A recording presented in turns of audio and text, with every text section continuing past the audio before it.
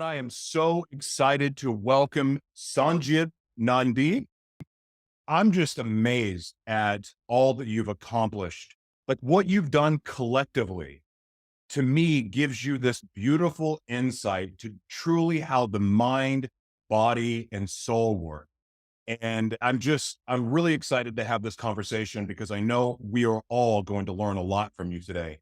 But before we get into that, can you tell us, what are you grateful for today and why? There are so many things I'm grateful for. The first thing I'm grateful for my son, who has given me a lot of inspiration in my life.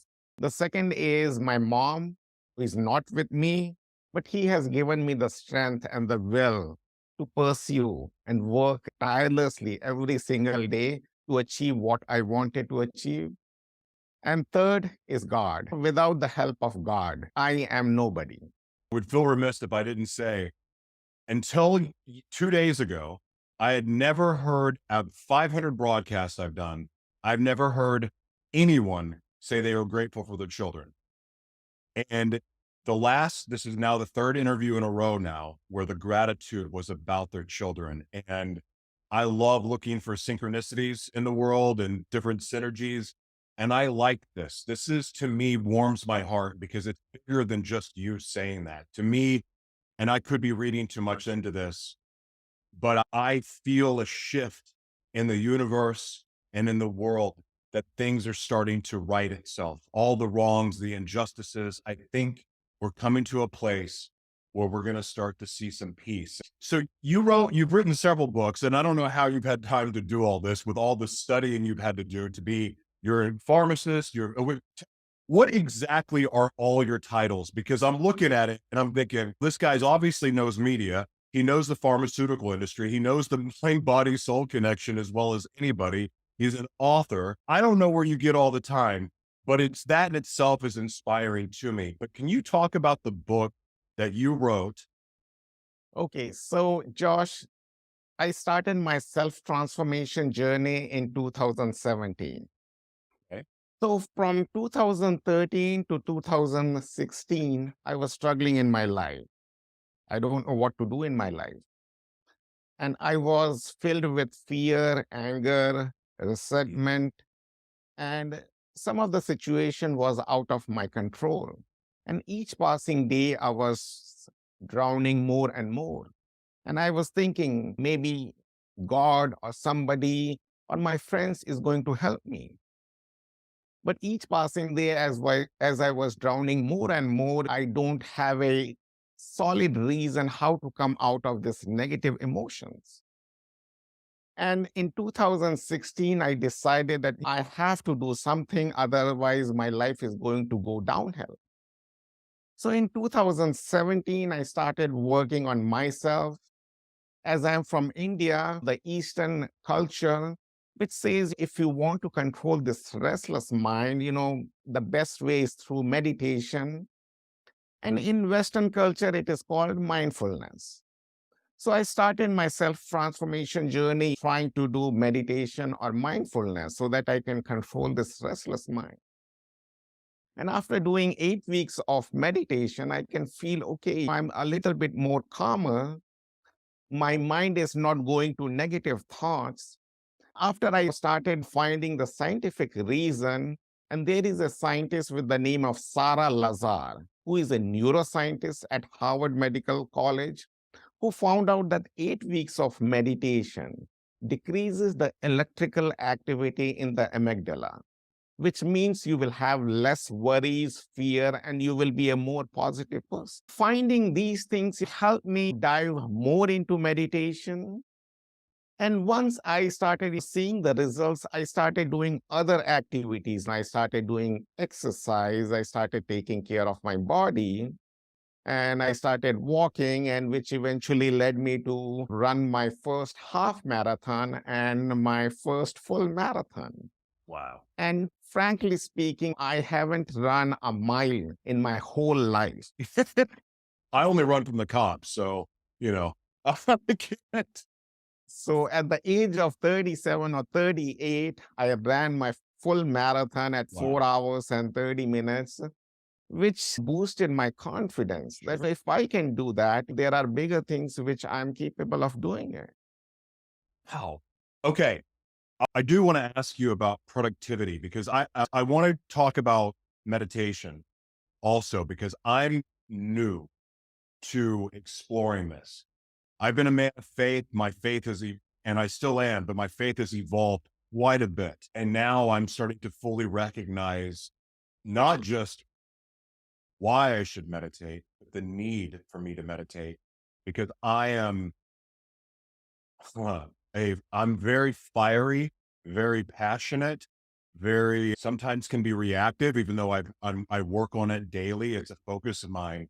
But just learning to to calm my mind and be still is probably one of my greatest weaknesses that I get to improve. I do want to talk to you about meditation, but I really am just in awe of all that you've been able to accomplish, not just through education, but even your entrepreneurial ventures and the writing the books and now creating the meditation app and so forth. How do you go about your day each day? Because you're doing a lot of stuff, but do you have a formula as far as your quiet time or how you get up in the morning and how you end your day? What's that like for you?